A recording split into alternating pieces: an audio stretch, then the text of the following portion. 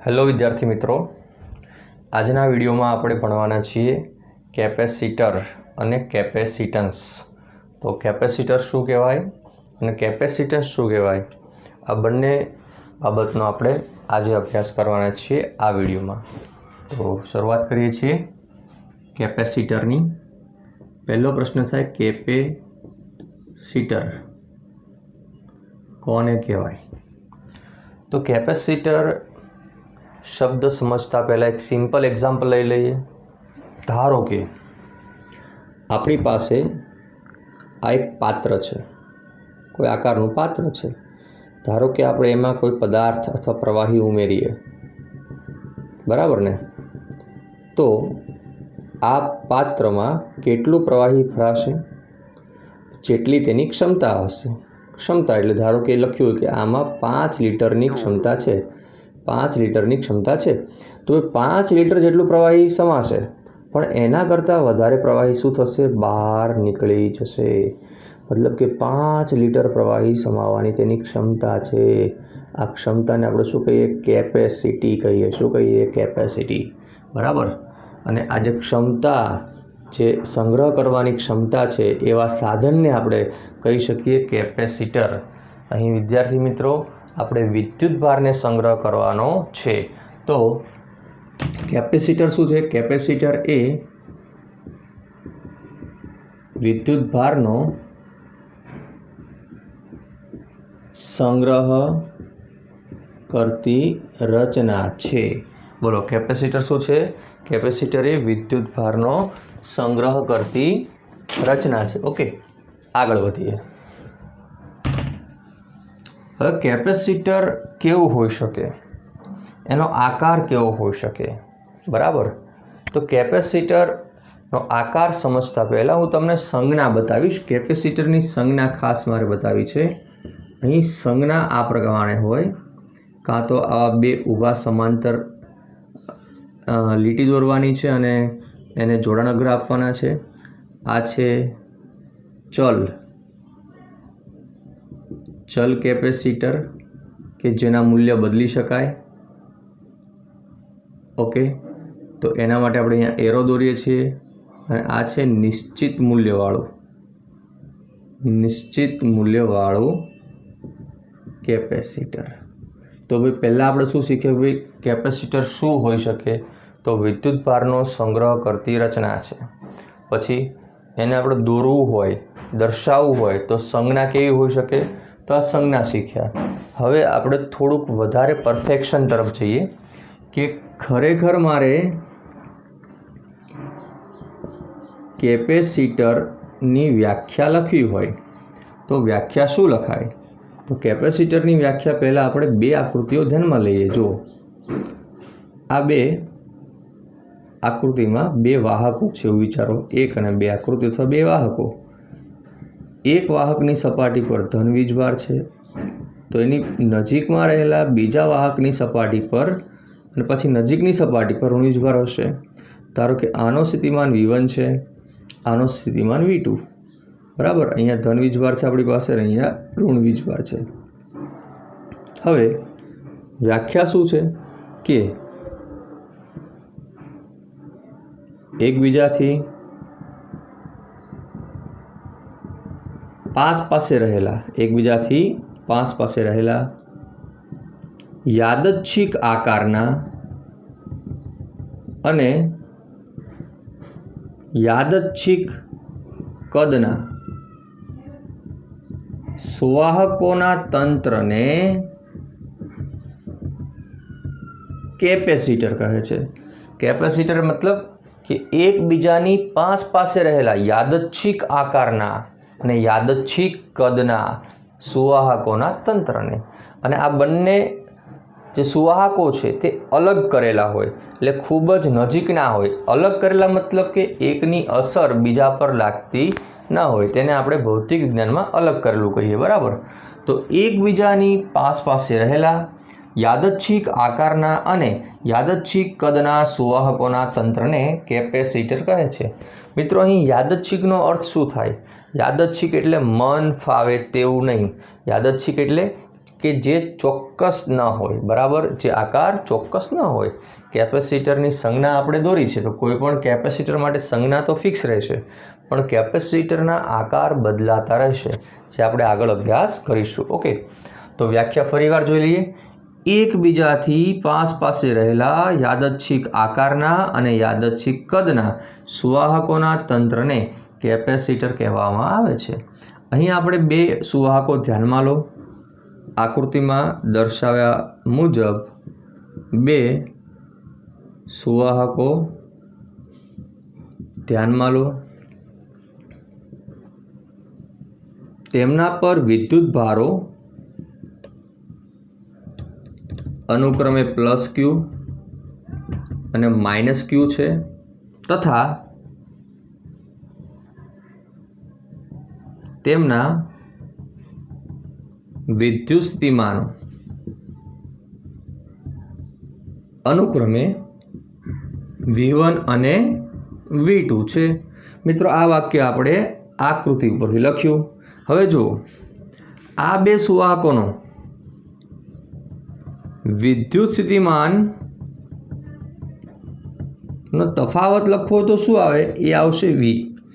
આ તફાવત આવશે V1 - V2. ઓકે, હવે વિદ્યુત સ્થિતિમાનનો તફાવત કેમ મળે છે આપણને? તો આપણે સૌ જાણીએ છીએ કે સ્થિતિમાનનું સૂત્ર છે V = KQ/R, બરાબર. ઓકે, મુખ્યત્વે વિદ્યુત સ્થિતિમાન જે છે એ આપણને Qના સમપ્રમાણમાં હોય છે. જો તફાવત મળે સ્થિતિમાનનો તો Qનો પણ તફાવત મળે, એટલે કે વિદ્યુત સ્થિતિમાનનો તફાવત એ Q પર આધાર રાખે છે. વિદ્યુત સ્થિતિમાનનો તફાવત Q પર આધાર રાખે છે. ઓકે, તો અહીં આપણે એવું લખી શકીએ કે V એ વિદ્યુત ભારના સમપ્રમાણમાં છે, એટલે કે વિદ્યુત સ્થિતિમાન એ વિદ્યુત ભારના સમપ્રમાણમાં છે. ઓકે, એનો મતલબ એવો પણ થાય કે વિદ્યુત ભાર એ વિદ્યુત સ્થિતિમાનના સમપ્રમાણમાં છે. Q ચલે છે V. ઓકે, હવે હું જો સપ્રમાણતાની નિશાની મૂકીશ, દૂર કરીશ, સપ્રમાણતાની નિશાની હું દૂર કરીશ, તો શું આવશે? Q = C × V. આ C મારે અચળાંક મૂકવો પડશે. અહીં C કોણ છે? અચળાંક. મિત્રો, આ C ને આપણે કહીએ છીએ કેપેસિટન્સ. શું કહીએ છીએ? કેપેસિટન્સ. તો C = Q/V એ કેપેસિટન્સનું સૂત્ર છે. વિદ્યાર્થી મિત્રો, ખાસ આપણે આ પોઈન્ટને થોડુંક ડિટેલમાં સમજીએ. ઓકે, Q ચલે છે V. કેમ એવું થયું? કે ધારો કે આપણી પાસે બે વિદ્યુત ભારિત સુવાહકો છે. એક છે -Q વીજભારિત સુવાહક અને બીજો છે +Q વીજભારિત સુવાહક. ધારો કે આપણે કોઈ એકમ વીજભારને કોઈ એક સુવાહકથી બીજા સુવાહક પર લઈ જવો છે, મતલબ કે સુવાહક 2 થી સુવાહક 1 પર લઈ જવો છે. ઓકે, તો જ્યારે આપણે તેને સુવાહક 1 થી 2 પર લઈ જવો હોય તો ત્યારે કરવું પડતું કાર્ય એ વિદ્યુત સ્થિતિમાન તરીકે ઓળખાય છે. ઓકે, ઉપરાંત આ બંને સુવાહકોના લીધે તેમના વચ્ચે વિદ્યુત ક્ષેત્ર ઉત્પન્ન થાય છે. આ વિદ્યુત ક્ષેત્ર પણ કોના પર આધાર રાખે છે મિત્રો? વિદ્યુત ક્ષેત્ર પણ વીજભાર પર આધાર રાખે છે. જે સ્થિતિમાનની જરૂર પડે છે એ પણ કોના પર આધાર રાખે છે? વિદ્યુત ભાર પર આધાર રાખે છે. ઓકે, એ પ્રમાણે આપણે લખી શકીએ કે Q ચલે છે V. Q ચલે છે Vમાં સપ્રમાણતાની નિશાની દૂર કરીએ તો આપણે શું મૂકીએ? અચળાંક. આ અચળાંકને કેપેસિટન્સ કહેવામાં આવે છે. તો કેપેસિટન્સ એટલે Q અને Vનો ગુણોત્તર. કેપેસિટન્સ એટલે Q અને Vનો ગુણોત્તર. તો સુવાહકના વિદ્યુતભાર Q અને વિદ્યુત સ્થિતિમાન Vના ગુણોત્તરને કેપેસિટન્સ કહેવામાં આવે છે. મિત્રો, હવે થોડીક આપણે ચર્ચા કરીએ એકમની. તો એનો એકમ શું થાય? મિત્રો, એકમ છે એનો ફેરાડે, વૈજ્ઞાનિકના નામ પરથી છે. બીજો એકમ છે કુલમ પ્રતિ વોલ્ટ. હવે એનું પારિમાણિક સૂત્ર બનાવીએ તો શું બનશે? કુલમ માટે લખાય છે એમ્પિયર × ટાઈમ. વોલ્ટેજ માટે આપણે ખ્યાલ છે M1 L2 T-3 A-1. તો શું બનશે? યસ, M-1 L ની -2 T4 અને A2. કેપેસિટન્સ કેવી રાશિ છે મિત્રો? અદિશ રાશિ છે. ખાસ યાદ રાખજો, કેપેસિટન્સનો એકમ, સૂત્ર અને પાસું પણ મોઢે કરવું. હવે વાત કરીએ કેપેસિટન્સના એકમ, અન્ય એકમની. કેપેસિટન્સ જે છે એ ખૂબ જ નાનું મૂલ્ય ધરાવે છે. ઓકે, કેમ એવું? તો કેપેસિટરનું કામ છે વિદ્યુત ભારનો સંગ્રહ કરવો, બરાબર. હવે વિદ્યુત ભાર વધારેમાં વધારે સંગ્રહ કરવો હોય, ધારો કે તમારે વિદ્યુત ભાર વધારેમાં વધારે સંગ્રહ કરવો હોય તો વિદ્યુત ભાર વધારેમાં વધારે સંગ્રહ કરવા માટે KQ/R પ્રમાણે તમારે Q વધારે જોઈએ. જો Qનું મૂલ્ય ખૂબ વધી જાય તો V પણ વધારે હોય, Vનું મૂલ્ય વધારે હોય તો Cનું મૂલ્ય કેવું હોય? ઓછું હોય. એટલે કેપેસિટન્સના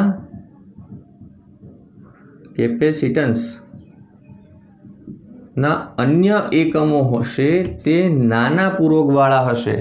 જેમ કે માઇક્રોફેરાડે હોય તો 10⁻6 ફેરાડે, નેનો ફેરાડે હોય તો 10⁻9 ફેરાડે, પીકો ફેરાડે હોય તો 10⁻12 ફેરાડે વગેરે.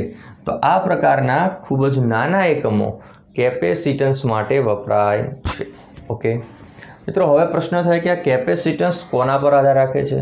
તો થોડી વાર પહેલાં આપણે ચર્ચા કરી હતી, એક એક્ઝામ્પલ લીધું હતું કે પાત્ર હતું. પાત્રનું જે કદ હોય, બરાબર, એ પ્રમાણે તેમાં પ્રવાહી સમાય. તો એ જ પ્રમાણે અહીં કેપેસિટન્સ શાના પર આધાર રાખે છે? તો કેપેસિટન્સ જે છે એ તેના પરિમાણ પર, માધ્યમ પર અને કેપેસિટરોની સંખ્યા પર આધાર રાખે છે. મતલબ પરિમાણ એટલે એનું ડાયમેન્શન, લંબાઈ, પહોળાઈ, ઊંચાઈ, ક્ષેત્રફળ જે આવતું હોય તે. ત્યારબાદ માધ્યમ પર, ભાઈ કેપેસિટરની બે પ્લેટો વચ્ચે કોઈ માધ્યમ છે કે નહીં, તો એના ઉપર પણ આધાર રાખે છે, જે આપણે આગળ શીખવાના છીએ. ઉપરાંત કેપેસિટરોની સંખ્યા પર, કેટલા કેપેસિટરો છે, ધારો કે 2 કેપેસિટર હોય તો વધારે પણ પ્રમાણમાં વીજભાર સંગ્રહ થાય. ઓકે, એના જોડાણ પર પણ આધાર રાખે છે. ઓકે, શ્રેણી અને સમાંતર જોડાણ પ્રમાણે, એ પણ આપણે અગાઉ શીખવાના છીએ. ઓકે, તો ફટાફટ ચલો નોટ ડાઉન કરી લો. કેપેસિટન્સની આ પ્રાથમિક માહિતી છે. કેપેસિટન્સ સમજાવો પ્રશ્ન પૂછાય તો આપણે આ પ્રમાણે સમજાવી શકીએ છીએ. ચલો જલ્દીથી.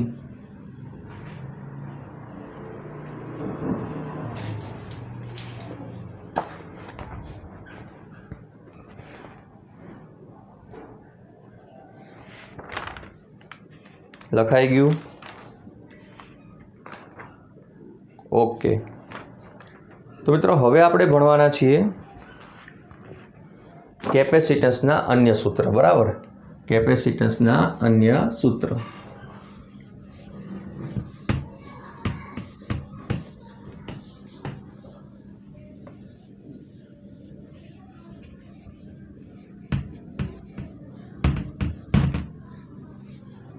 ચલો, કેપેસિટન્સનું એક સૂત્ર આપણે શું શીખ્યા છીએ?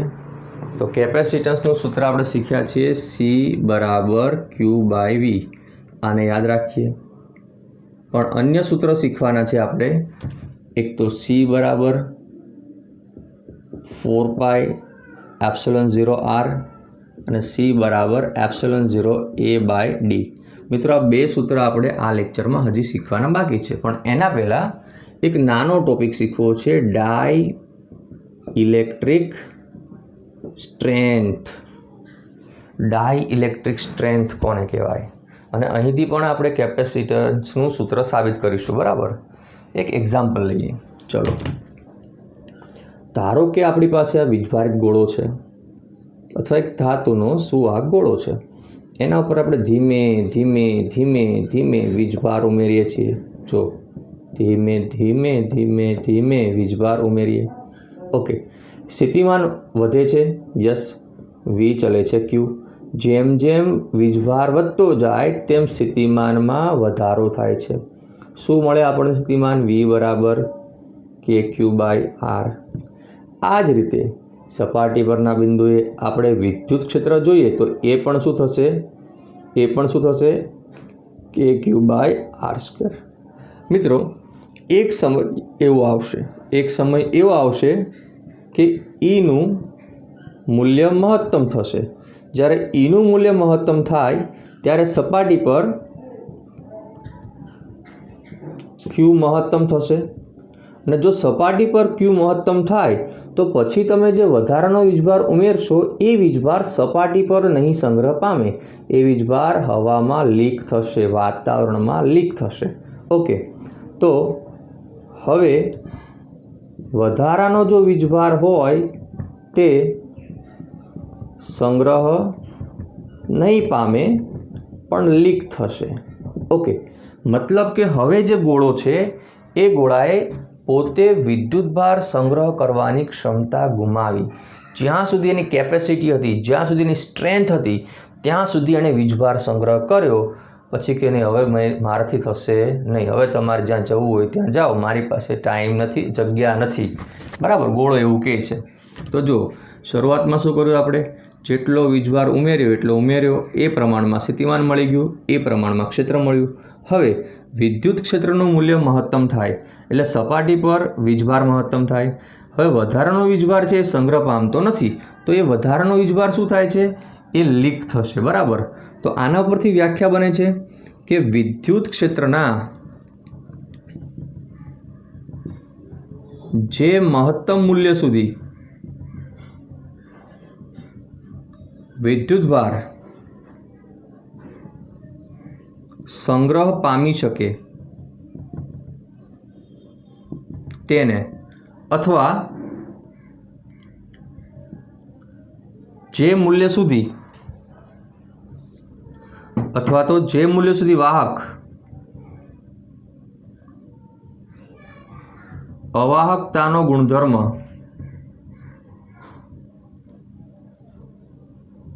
જાળવી રાખે તેને ડાઇલેક્ટ્રિક સ્ટ્રેન્થ કહે છે. અહીં અવાહકતાનો ગુણધર્મ શા માટે? એનો મતલબ એ થયો કે જ્યાં સુધી વીજભાર ગોળા પર સંગ્રહ પામે છે ત્યાં સુધી વીજભાર વાતાવરણમાં વહન પામતો નથી, વાતાવરણના અણુ કે પરમાણુ સાથે આયનીકરણ કરતો નથી.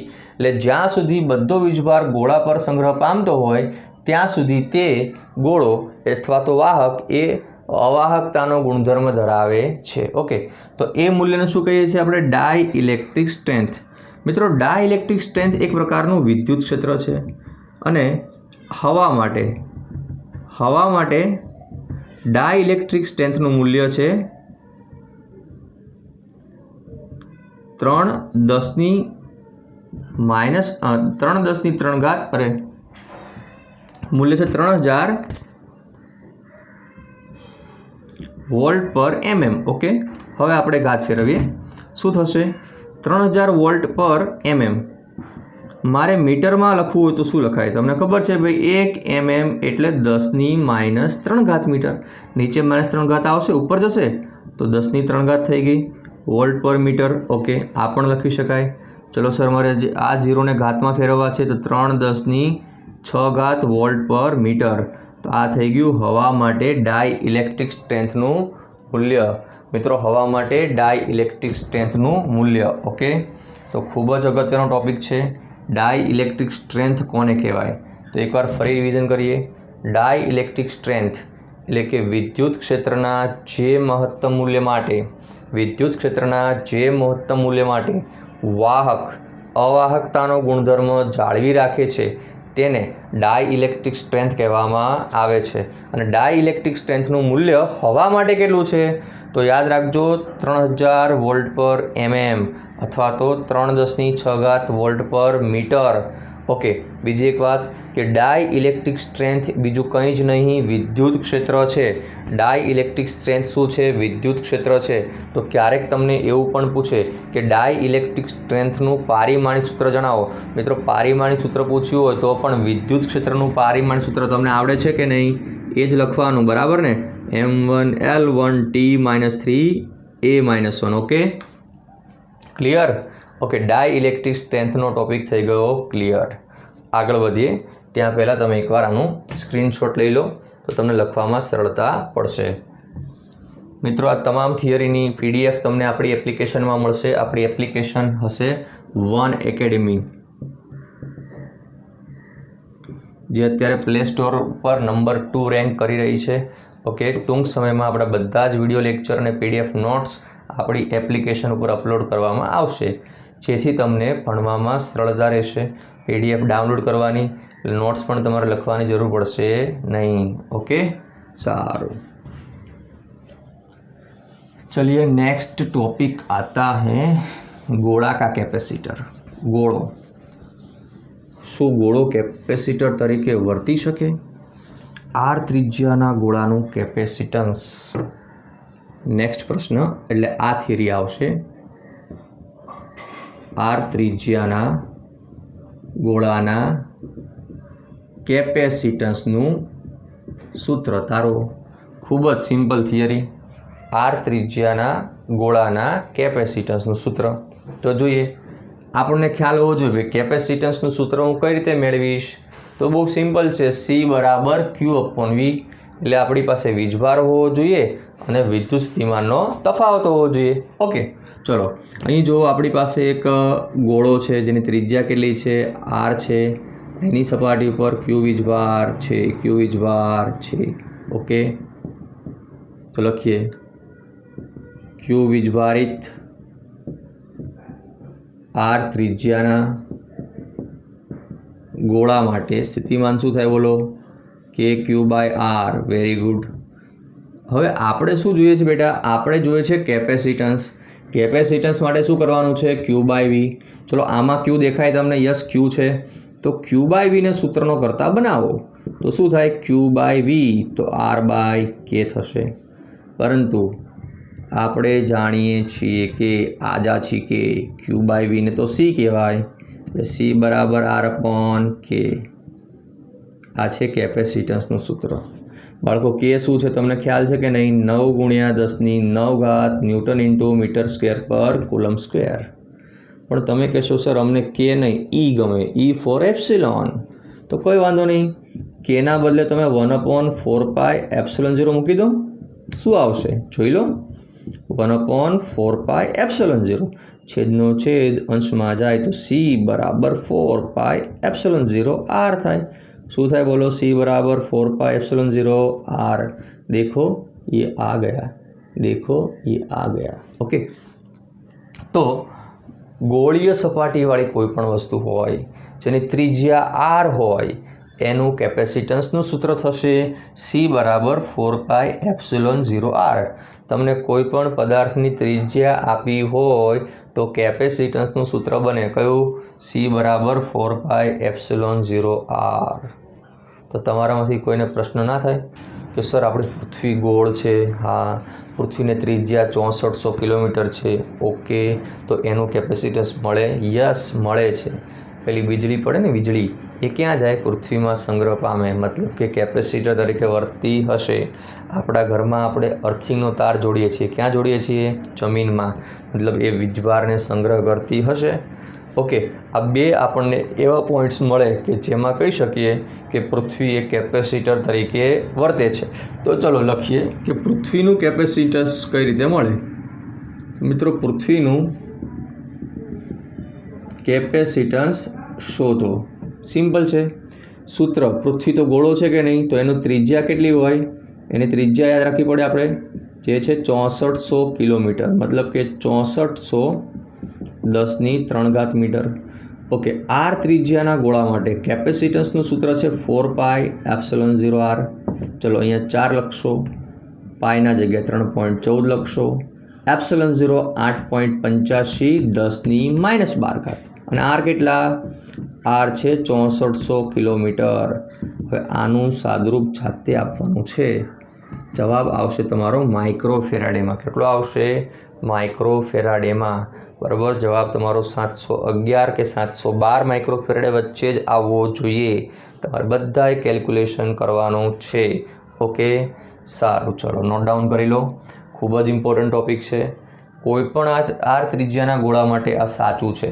ઓકે, તો સૂત્રને ખાસ યાદ રાખજો, આપણે ઉપર મેન્શન કરેલું છે. ચલો ફટાફટ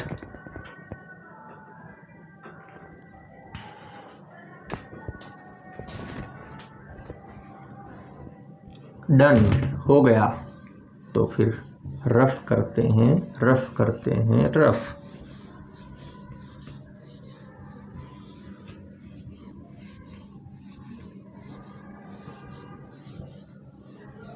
मित्रों हवे जोईए अंतिम सूत्र C बराबर epsilon 0 A by D।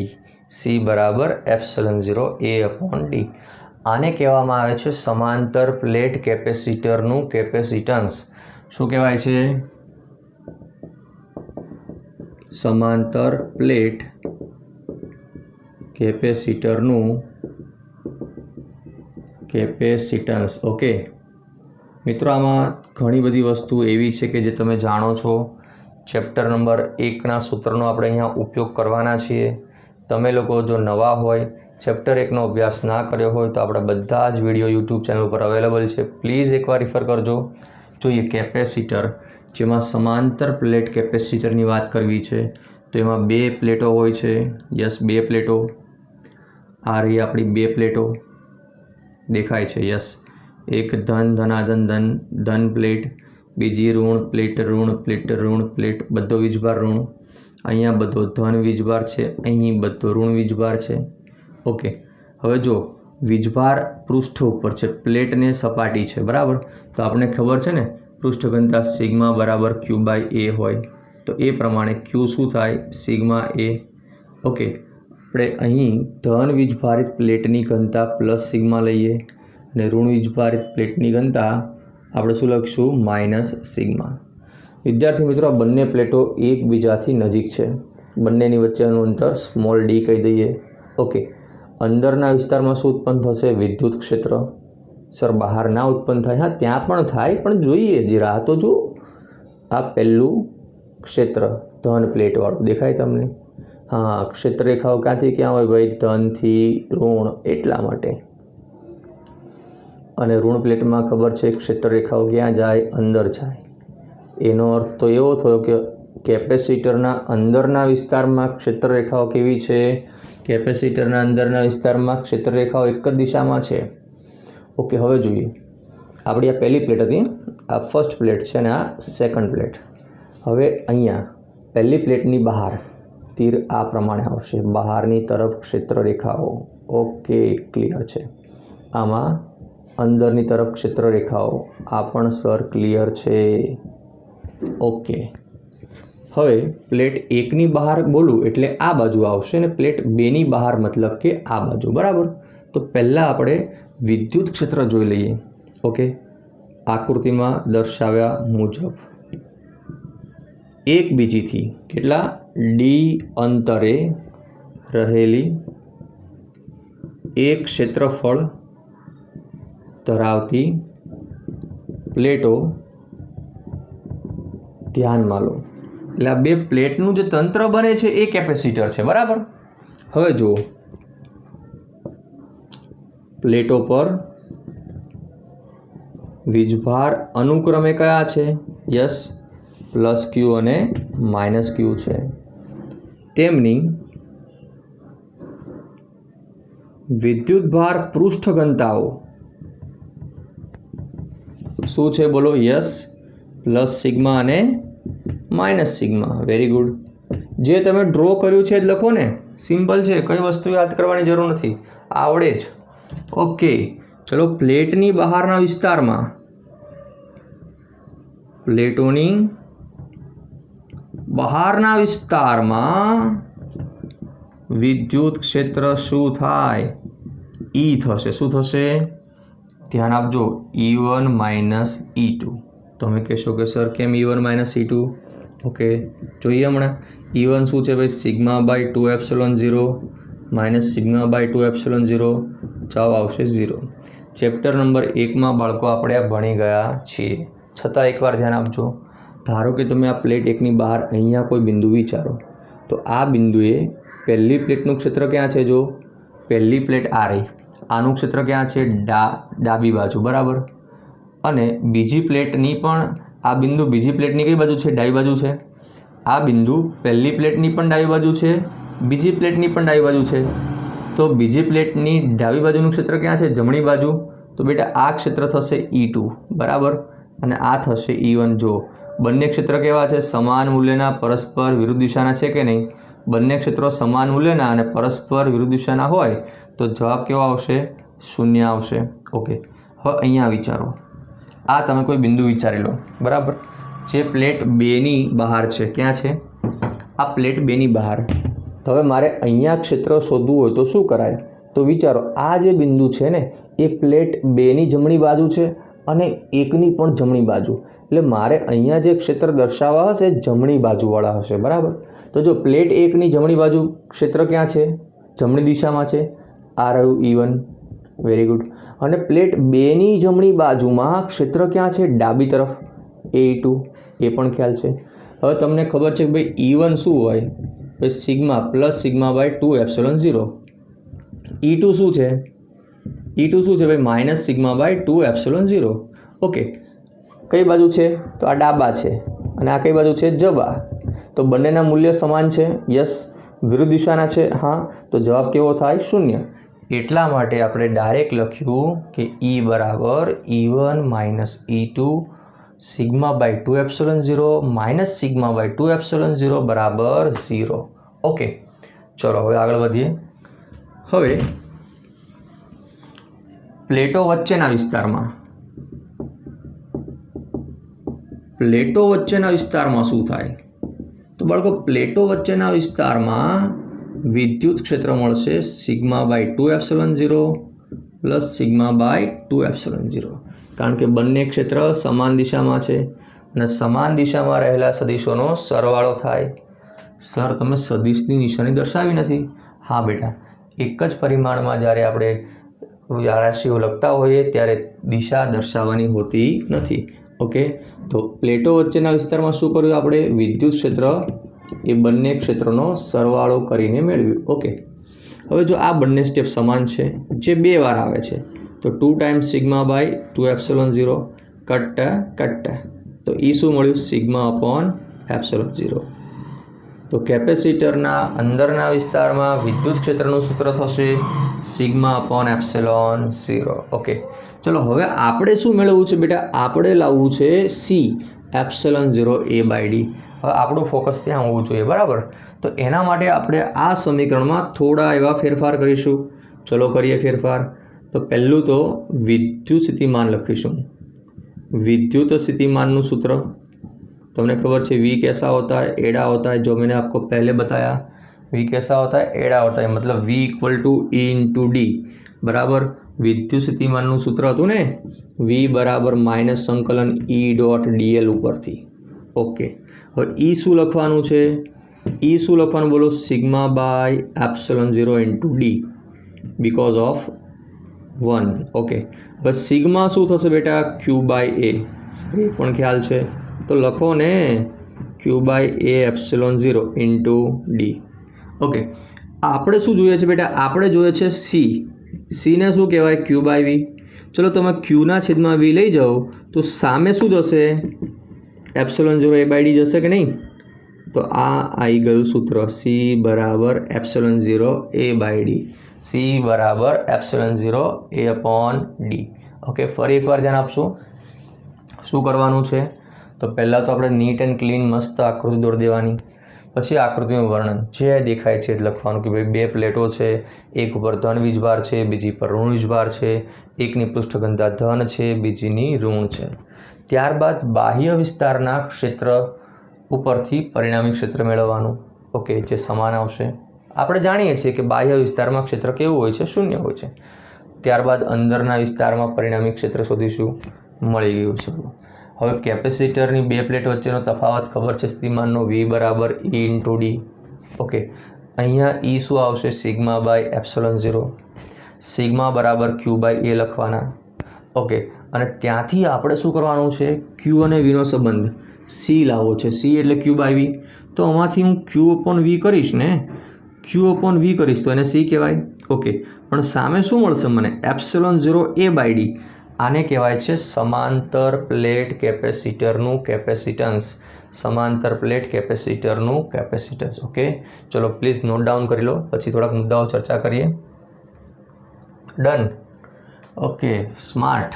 Screenshot का ज़माना है तो हो जाएगा। તો મિત્રો समांतर प्लेट कैपेसिटरનું કેપેસિટન્સ આપણે શીખી ગયા, જે છે ε0A/d, જે છે ε0A/d। થોડીક વાર પહેલાં આપણે ચર્ચા કરી, થોડીક વાર પહેલાં, કે કેપેસિટન્સ કોના પર આધાર રાખે છે? પરિમાણ પર।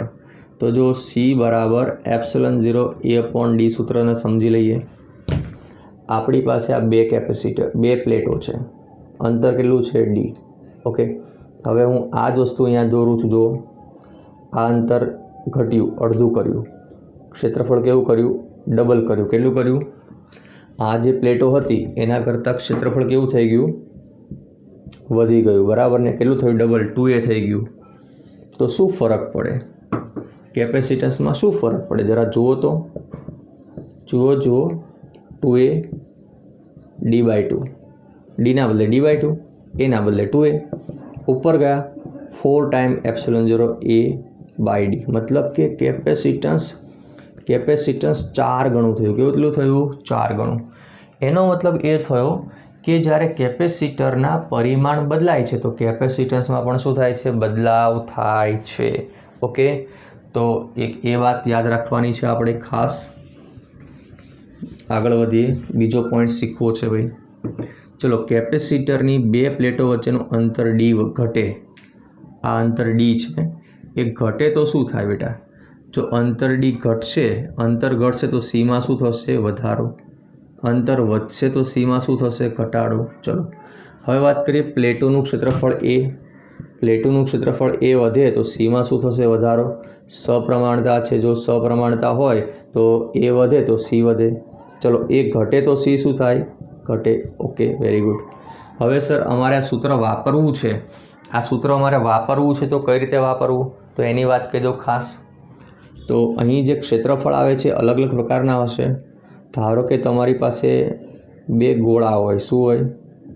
r ત્રિજ્યાના ગોળા, બરાબર? r ત્રિજ્યાના બે ગોળાનું કેપેસિટર બને છે। તો તમારે ગોળાની સપાટીનું ક્ષેત્રફળ મૂકવાનું। જો બે પ્લેટ હોય તો પ્લેટની સપાટીનું ક્ષેત્રફળ આવશે 4πr² અથવા તો πr²। જો ચોરસ પ્લેટો હશે બંને તો તમારે ક્ષેત્રફળ લખવાનું છે લંબાઈનો સ્ક્વેર। જો લંબચોરસ પ્લેટોથી બનશે કેપેસિટર તો લખવાનું છે L/b, બરાબર? કેપેસિટર માટે અહીંયા સુવાહકોના આકાર કોઈ પણ હોઈ શકે। ક્લિયર? સારું। બીજી એક વાત કે C, A અને D આ ત્રણમાંથી કોઈ પણ બે વસ્તુ આપેલી હશે, ત્રીજી વસ્તુ તમને શોધવાની પૂછે તો પણ તમે MCQ ગણી શકો। ઓકે, તો ખાસ આ સૂત્રને એપ્લિકેશન માટેના આટલા પોઈન્ટ્સ તો તમારે યાદ રાખી જ દેવાના છે। ક્લિયર? ઓકે, સારું। ચલો સર, નેક્સ્ટ ટોપિક શું આવશે? તો આપણે એક મુદ્દો બાકી રહ્યો હતો, કયો? કે ડાઇઇલેક્ટ્રિકની અસર। તો ભાઈ ડાઇઇલેક્ટ્રિકની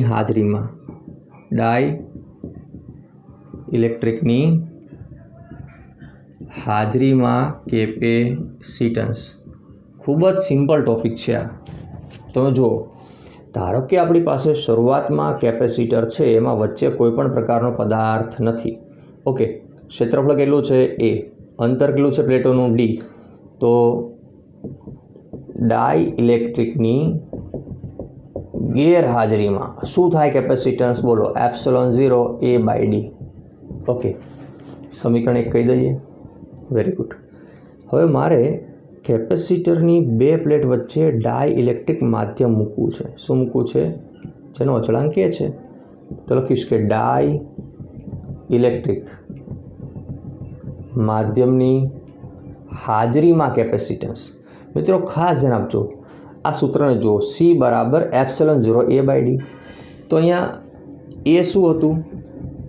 પ્લેટોનું ક્ષેત્રફળ। d શું હતું? પ્લેટો વચ્ચે અંતર। પરંતુ ε0 શું છે? ε0 છે શૂન્યાવકાશની પરમિટિવિટી। શું છે? શૂન્યાવકાશની પરમિટિવિટી। કારણ કે બે પ્લેટ વચ્ચે માધ્યમ નથી, મારે માધ્યમ સાથે લખવું છે તો C' કહી દઈએ, EA/d। શું આવે? EA/d। શું બદલાયું ભાઈ? E બદલાયો, તો E ને શું કહેવાય? માધ્યમની પરમિટિવિટી. શું કહેવાય? માધ્યમની પરમિટિવિટી. હવે મારે બંનેનો સંબંધ મેળવવો છે, તો શું કરશું? ચલો 2/1 કરો. શું થાય? C'/C A/D upon ε0 A/D. A/D cancel. શું વધ્યું? ε/ε0. રાઈટ સર, આ તો જાણીએ છીએ. ક્યાં? ચેપ્ટર નંબર 1માં. તો આ જા છીકે E/ε0 શું કહેવાય છે? K. તો સૂત્ર શું બનશે? બોલો. C'/C = K, C' = CK. યાદ રાખી લેજો, C' = CK. મતલબ એવો થયો કે જ્યારે કેપેસિટરની બે પ્લેટ વચ્ચે ડાઇલેક્ટ્રિક મૂકવામાં આવે તો તેનું કેપેસિટન્સ K ગણું થાય છે. VSQ કે MCQ માટે ખાસ અગત્યનું, કેપેસિટરની બે પ્લેટો વચ્ચે ડાઇલેક્ટ્રિક મૂકવામાં આવે તો તેનું કેપેસિટન્સ કેટલું થાય છે? K ગણું થાય છે. ઓકે, એનાથી ઉલટું પણ કહી શકાય. જો તમે ડાઇલેક્ટ્રિક દૂર કરશો તો કેપેસિટન્સ Kમાં ભાગનું થાય. કેપેસિટન્સ Kમાં ભાગનું થાય. ફરીવાર વાક્ય નોંધાવું છું, નોટ કરી લેજો. કેપેસિટરની બે પ્લેટ વચ્ચે ડાઇલેક્ટ્રિક મૂકવામાં આવે તો કેપેસિટન્સ K ગણું થાય આ સૂત્ર પ્રમાણે, અને દૂર કરીએ તો કેપેસિટન્સ Kમાં ભાગનું થાય. ઓકે, આના પણ MCQs કે VSQ આવી શકે, તો આ સૂત્ર ખાસ તૈયાર કરી દેવું. તો મિત્રો, આજના લેક્ચરમાં આપણે ભણ્યા છીએ કેપેસિટર એટલે શું, તેનું સૂત્ર, વ્યાખ્યા, એકમ, પારિમાણિક સૂત્ર. કેપેસિટરનું કેપેસિટન્સ કઈ કઈ બાબત પર આધાર રાખે છે, કેપેસિટન્સના સૂત્ર કેટલા આવે, તે તમામ સૂત્રની આપણે આજે ચર્ચા કરી. ખાસ એક વિનંતી છે કે આખો વિડીયો જ્યારે જોતા હોય ત્યારે સ્કીપ કર્યા વગર વિડીયો જુઓ. ઓકે, પહેલી વારમાં ખબર ના પડે તો ફરીવાર રિવિઝન કરી લેવું. ઓકે, જે પણ પોઈન્ટ્સ આપણે લખાવીએ છીએ એ તમામ પોઈન્ટ્સ બેઠા તમે પરીક્ષામાં પણ લખી શકો છો, તો તમારા કોઈ પણ માર્ક્સ કટ થશે નહીં. વિડીયો ગમ્યો હોય તો તમારા બીજા મિત્રોને પણ શેર કરજો, જેથી તેમને ઉપયોગી બની શકે. આ વિડીયોનો કોઈ પણ ચાર્જ નથી. Okay, thank you very much.